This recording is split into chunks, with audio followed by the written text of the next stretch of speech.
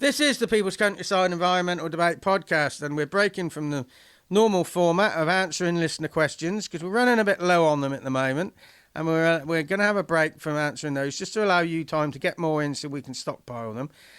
In May 2023, we did a live incarnation of this podcast, and the audience of that were invited to write down on slips of paper questions they wanted us to discuss in the second half.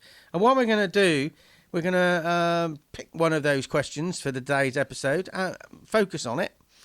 And the challenge is the person who set the question isn't in front of us, so we can't actually dig into it. So we have to make some assumptions.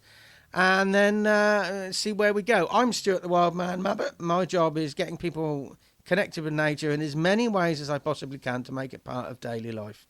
Who's the co-host? I'm William Manklow. Thank you so much for listening to today's episode. And yeah, we are going through a question that was going to be discussed in that second half of the live Environmental Debate Live Unscripted in Bothy Vineyard last year.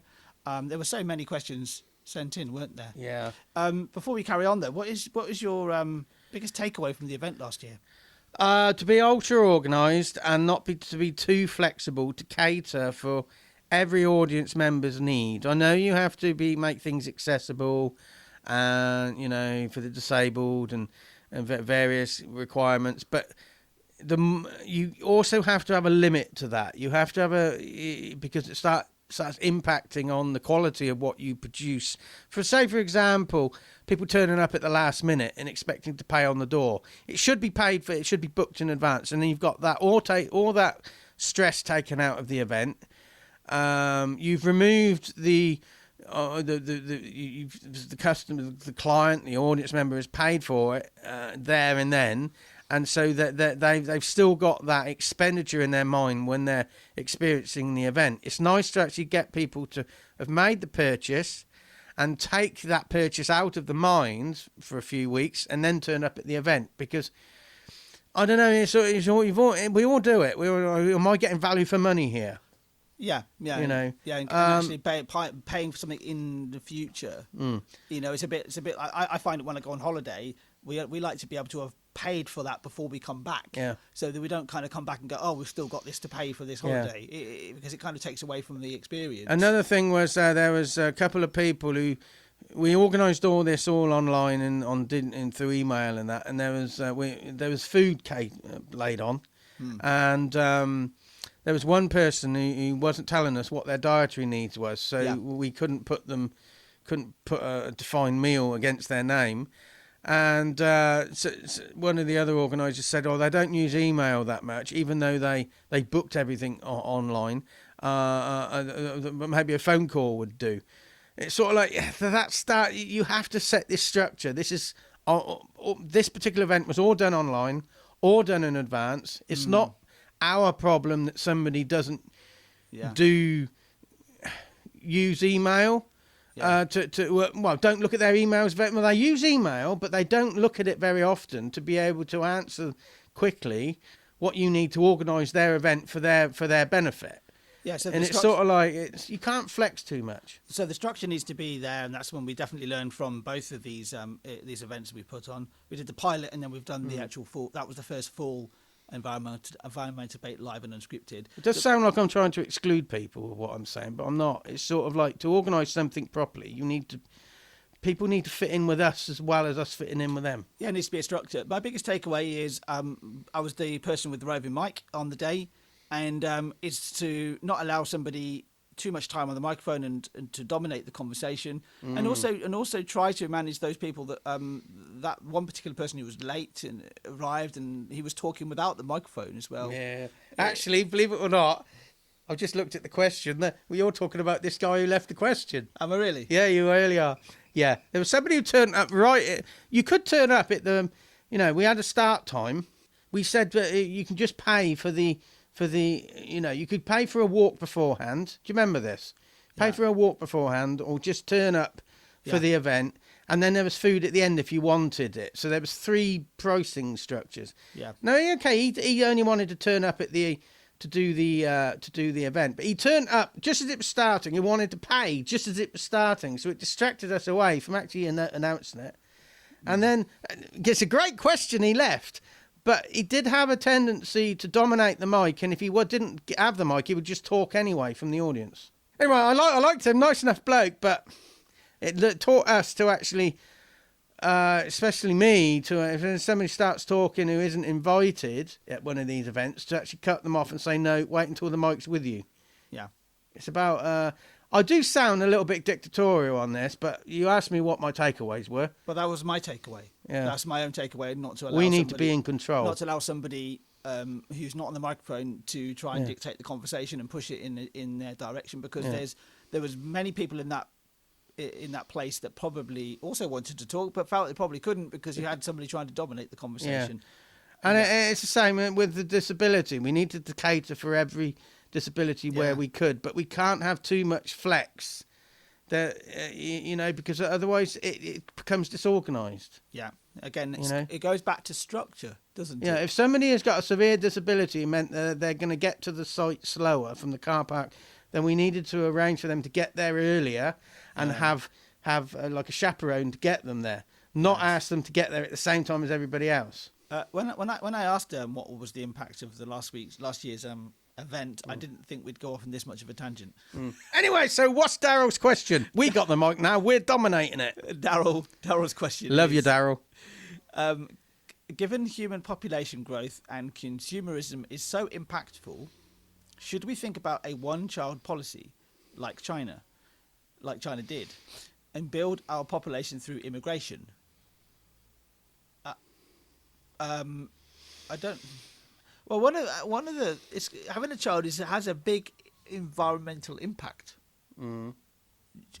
because of just the resources that are used to raise a child. Yeah.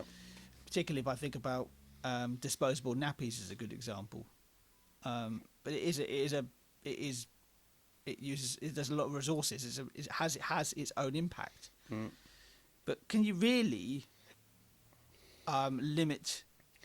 In a dictatorship, you can.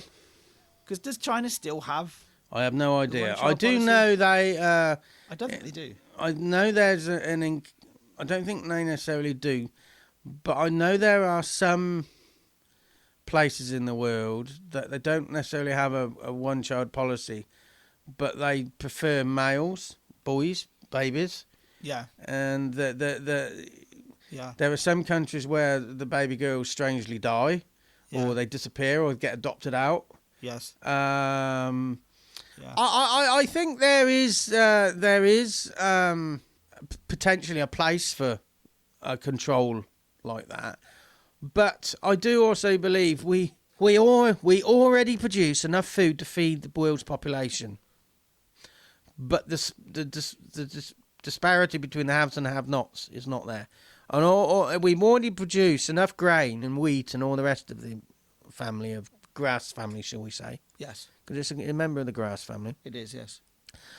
That to feed the world. But the problem is there's an awful lot of meat grown. I'm not, if you want to eat meat, that's fine. But I'm just raising a point. There's a lot of meat raised, which only feeds a certain population. And a huge amount of grain is artificially fed to those cattle to bulk them up.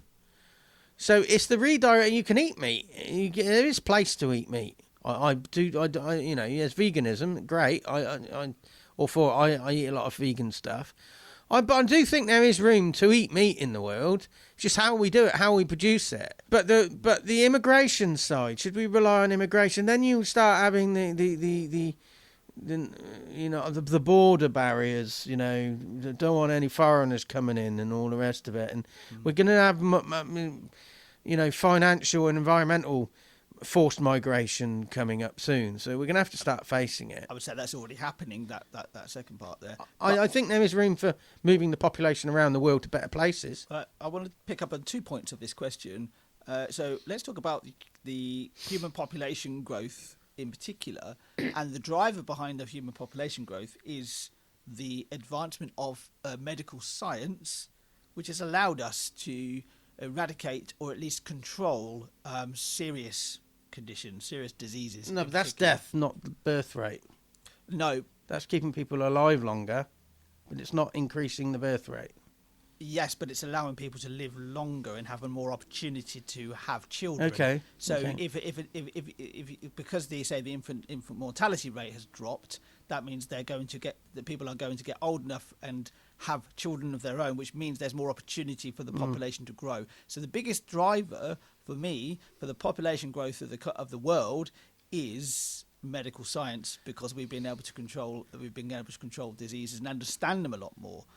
Do you know, I reckon there's a better, more significant driver than that. Which is what? Our large-scale belief that it's our God-given right to have fucking kids. Yeah, but before the medical science explosion of, say, the 20th century, people were having large families, but their kids were not getting through for infancy. Yeah. That's one point. That's the reason why we have a huge population growth, is because we are also able to get more from the land as well. We're able to produce more crops. So you have to understand, I think, the actual the underlying reason why we have population growth in the first place. And I think then this whole idea of one-child policy comes into play. However, I don't think it works, because I think, there's all sorts of issues with that.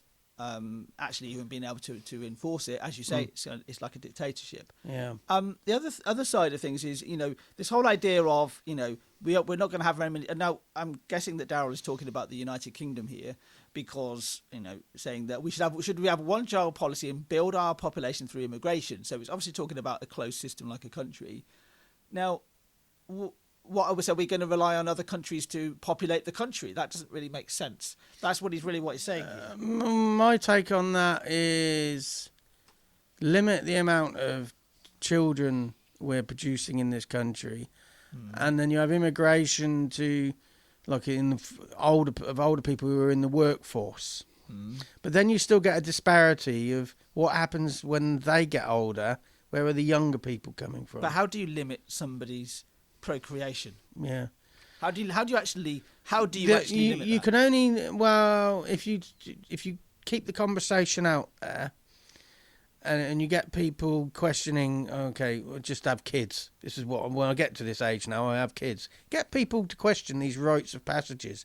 You and I know people, they just leave after they just leave school, and it's just they just expect to have kids. They're a baby making machine. We both know people like that. I had a very, very short conversation with somebody I used to work with at a supermarket. I used to work at Tesco, and I was in another supermarket, and they were working there, and we hadn't seen each other for about 20 years. And the first question they asked me, "Are married?" Yeah. "Got any kids?" No. And then they knew my sister, and the first question they asked me, "Is she married?" "Oh yeah, she's married." "Got any kids?" It's like that. It's like that. That's societal expectation. Societal expectation. I mean, I was also get people away from that question, innit? I was also in another environment, another place entirely, and the person was basically saying, "This is the first woman I've actually really seen fully express, I really want to have children." So how do you govern that? How do you change that person's mind? You don't have to change them, but I don't think you have to change that person. But there are a lot of people who feel pressured into, having a child, doing certain things at a certain age. And just get those people to say it's actually okay to go and do something else. It's okay to be different. Yeah. But there is some logic in limiting population, not necessarily in a dictatorship way, but limiting population and moving the current population around the world better. It's like, as I say, we grow enough crops already to feed the world, but the problem is we may be growing it too intensively in certain areas, and it's again, But I think the world can actually increase the population a lot more if we're just a bit more fair about it. But that's a utopian ideal.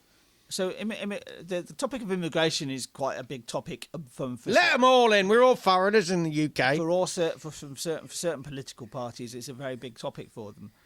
Yeah, absolutely, we are. Apart from people in North Wales, they're a breed of their own. We all come from the same. I think it's genetically been proven. We come from literally two women who travelled across what is now the Red Sea.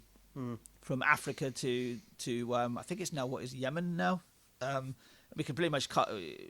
We have these DNA markers. Or every single human being can trace their ancestry back to 2 women, and that says to me that there really is no such thing as immigration. It's just a matter of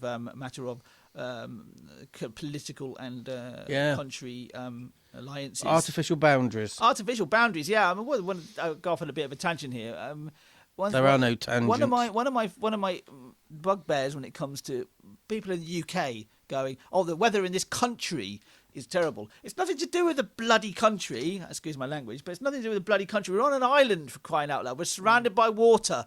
It's what this. An awful lot of people who say that are the great unwashed, the working classes, who say, oh, I'm going to go and migrate and go and live in Spain, in a English enclave. Yeah. It's just. I think on an awful lot of this, I can't stand the weather in this country. Is an awful. This is classism. But slag me off if you want. But I came from a working class family. I consider myself middle class now. Anyway, I do think what it is to be working class, you do moan about the weather a bit, but you don't bugger all else to moan about. Let's get ourselves educated, and we can stay working class, but let's be educated working class. It's regurgitating though, isn't it? Yeah. It's regurgitating what somebody else, what you've already heard from somebody else. Yeah. You know that. Well, I know I'm pissing people off who listen to this. I had an interaction with a neighbour this morning, and it's when we're recording this episode, it's actually it's nice and sunny outside. It's actually almost summer weather here in the UK, as much as summer as we get here. And he said to me, "Oh, I bet you're glad you don't have to dodge the showers anymore." And I was thinking, it doesn't rain that much. It doesn't rain that as often as you think it does. It really doesn't. I mean, I can recall. People who work indoors think it rains more than it does. I can't recall. Yeah, exactly. And indoors is also, even if you're driving a bus, and I think that's what this guy does. I think we fixate upon. We very much fixate upon the rarity, the rare things that happen, which is why things like why news agenda is often, there was a flight recently that went, I can't remember exactly what it was flying to. I think it was flying to Bangkok. It was the flight that had that extreme turbulence, and at least one person died because of a consequence of it.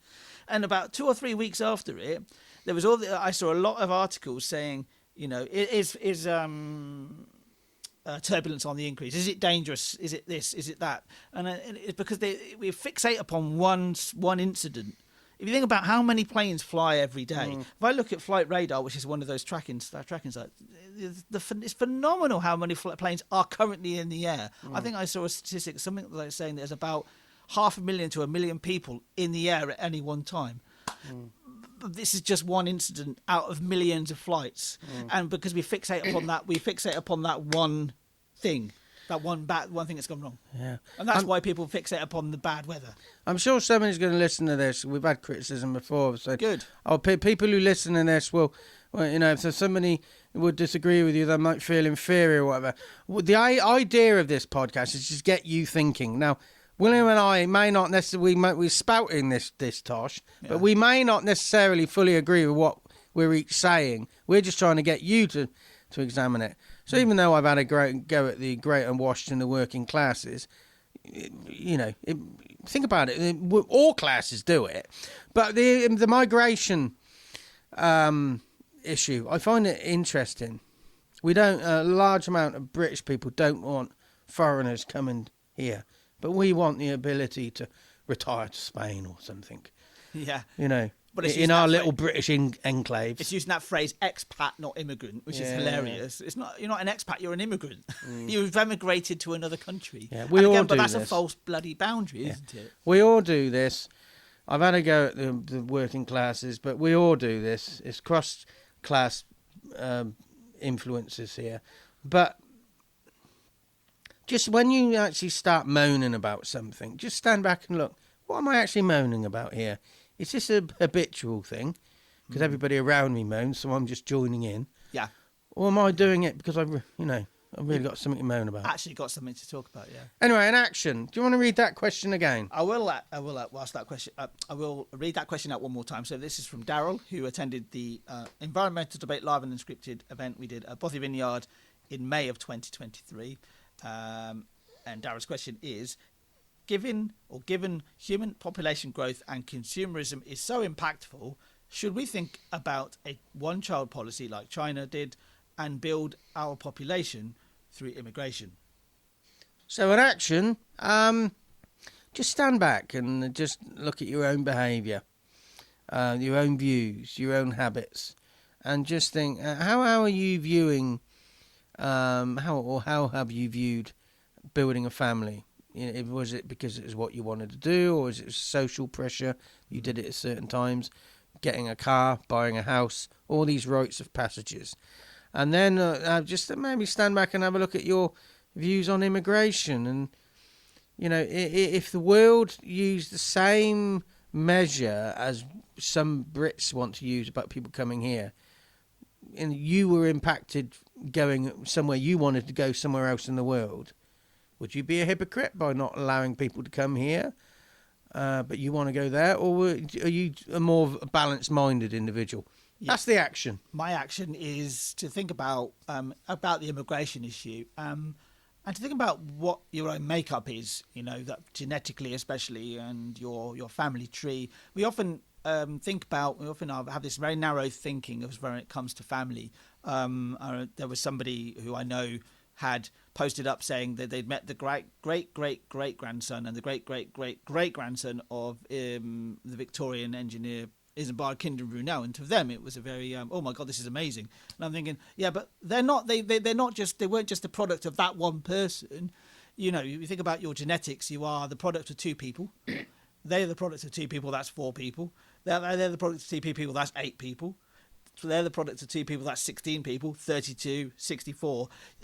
What are you made up of? What is your genetics? And you soon might come to a realization that you are you're some of your parts. That's my action. Just think about that.